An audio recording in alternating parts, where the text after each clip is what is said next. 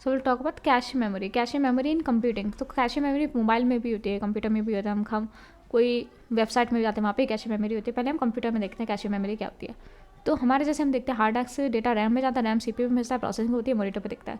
लेकिन अब क्या कर रहा है, इसमें क्या होता है, डी रैम में काफ़ी दिक्कतें आती हैं, रैम में काफ़ी दिक्कतें आती हैं क्योंकि हम dynamic random access memory use करते हैं। तो इसमें कैपेसिटर ट्रांजिस्टर पे वर्क करता है, और कैपेसिटर में क्या होता है, लीकेज होता है।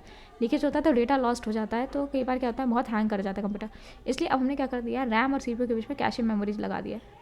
तो क्या करता है, रैम जो डुप्लीकेट वैल्यू कैश मेमोरी में सेव कर देता है, वो हमें मॉनिटर आउटपुट में दिखती है।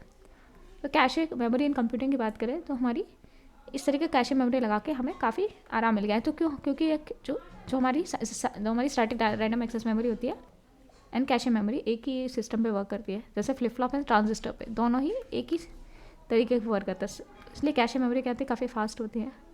और कैश मेमोरी वर्ड कहाँ से आया, होर्डिंग से। कैशिंग का मतलब होता है होर्डिंग, होर्डिंग इकट्ठा करना। जानवर इकट्ठा करते रहते हैं चीज़ें, जैसे बंदर बहुत कुछ मुंह में भर लेता है, या ऊँट बहुत सारा पानी 15-20 दिन का एक साथ भर लेता है। तो होर्डिंग जो है मतलब इकट्ठा करना होता है कैश का मतलब। सो कैश मेमोरी कंप्यूटिंग, तो ये क्या होती है, क्लोजेस्ट मेमोरी और सीपीयू अगर कौन सी होती है, जैसे closest memory CPU, cache memory है सबसे जो पास में मेमोरी होती है सीपीयू के, वो कैश मेमोरी होती है। मिडिल मेमोरी जो सीपीयू एंड रैम के बीच में होती है, वो भी कैश मेमोरी होती है। Middle memory between CPU and RAM is cache memory.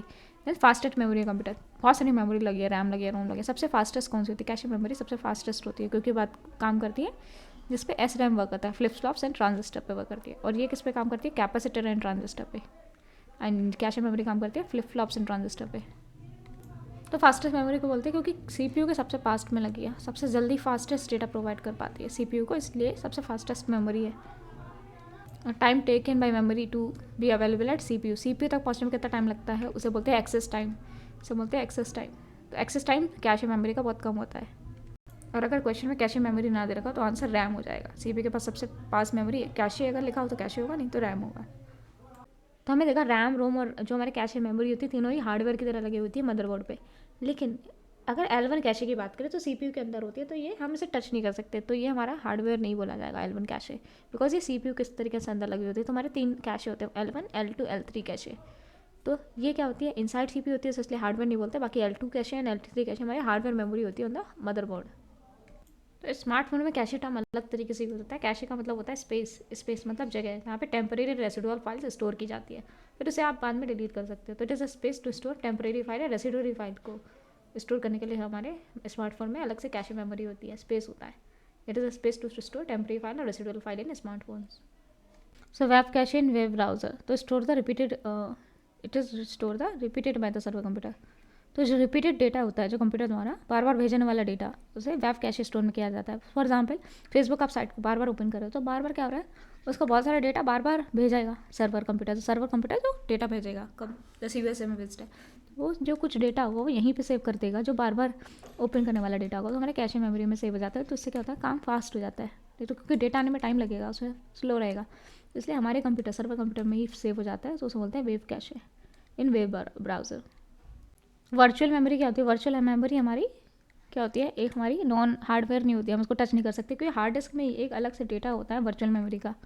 तो वर्चुअल मेमोरी हार्ड डिस्क में होती है। ये कब यूज़ होती है, it is reserve space on hard disk on computer. Hard disk पे रिजर्व स्पेस होता है, तो तब यूज़ होता है जब हमारा रैम फुल हो जाता है। It is accessible when RAM is full. जब रैम फुल हो जाएगी तो हमारे हार्ड डिस्क में, जैसे हमारी रैम सपोज 100% यूज़ हो गई, फुल हो गई, पूरी भर गई, तो अब हमारा डेटा कहाँ से जाएगा, तो हमारा इस पर हार्ड डिस्क में वर्चुअल मेमोरी होती है, वो यूज़ होती है। तो वर्चुअल मेमोरी से क्या डायरेक्टली डेटा सीपीयू जाता है, नहीं।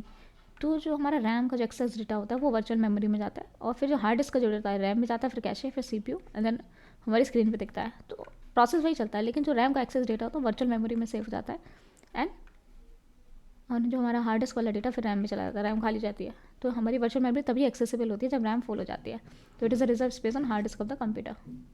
तो वर्चुअल मेमोरी को एक्सपेंडेबल रैम बोलते हैं। जैसे आजकल ओप्पो के, वीवो के फ़ोन आ रहे हैं, इसमें एक्सपेंडेबल रीड ऑनली मेमोरी, जैसे 4 GB रैम है, ऑलरेडी बोल रहे हैं कि 4 GB एक्सपेंडेबल है, मतलब आप जो मेमोरी है, जो उसकी हार्ड ड्राइव में मेमोरी है कम मोबाइल में, उसकी 4 GB यूज़ कर सकते हो एज रैम। एक्सपेंडेबल तभी फुल होती है जब, तभी यूज़ होती है जब आपकी रैम फुल हो जाए, तो इसलिए इसको एक्सपेंडेबल रैम बोलते हैं। Virtual memory is also called expandable RAM. तो यहाँ पे सीपीयू के 3 पार्ट होते हैं, ALU, CU and MU। MU को मतलब मेमोरी यूनिट को ही रजिस्टर बोलते हैं, जैसे सेट ऑफ रजिस्टर्स। तो फास्टेस्ट मेमोरी अगर देखें तो सीपीयू के अंदर ही पार्ट है, सबसे जल्दी डेटा तो सीपीयू के अंदर वाला ही पार्ट प्रोवाइड करेगा ना। तो एमयू जो फास्टेस्ट मेमोरी, जैसे बोलते हैं register is a fastest memory, अगर ये सब दे रखा तो register will be fastest memory. वैसे तो कैशे मेमोरी फास्ट है, लेकिन अगर सीपीयू के अंदर ही कोई मेमोरी लगी हुई जैसे रजिस्टर्स, तो वो सीपीयू के अंदर सबसे जल्दी डेटा पहुँचा पाएगी, तो it's a fastest memory. Register is a fastest memory, इसे बोलते हैं एमयू। सीपीयू के 3 पार्ट होते हैं, ALU, CU and MU. Memory unit होती है, सेट ऑफ रजिस्टर्स होता है ना, फास्टेस्ट मेमोरी। सो हमारी रैम रोम ये सब क्या होती है, कंप्यूटर में लगी होती है। रीड ओनली मेमोरी, रैम हो गया, हार्ड डिस्क हो गया, सब क्या है हमारी कैशे मेमोरी होगी, सब हम टच कर सकते हैं। लेकिन इसमें L1 को टच नहीं कर सकते, क्योंकि L1 क्या होती है, सीपीयू के अंदर लगी होती है। L1 cache memory, L2 L3 को टच कर सकते हैं। कैशे मेमोरी के इसमें L1 को टच नहीं कर सकते, वो सीपीयू के अंदर होती है। L2 L3 को कर सकते हैं। क्या हम वर्चुअल मेमोरी को टच कर सकते नहीं, हार्ड डिस्क में वर्चुअल मेमोरी होती है, तो हार्ड डिस्क को टच कर सकते हैं, वर्चुअल मेमोरी को टच नहीं कर सकते, तो इसको टच नहीं कर सकते। रजिस्टर क्या होता है, सीपीयू के अंदर एक पार्ट होता है, इसको टच कर सकते हैं नहीं, इसको भी टच नहीं कर सकते। सीपीयू को टच कर सकते हैं, सीपीयू पार्ट लगा होता है मदरबोर्ड पे, लेकिन रजिस्टर को टच नहीं कर सकते।